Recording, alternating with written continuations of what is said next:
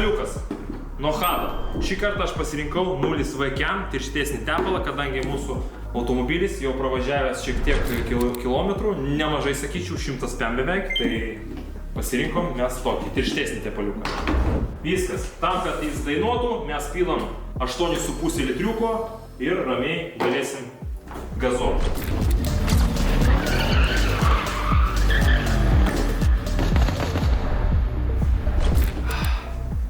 Prieš pilant Hadą būtinai reikia tepaliuką pauostyti. Opa! Beleikutė šį kartą.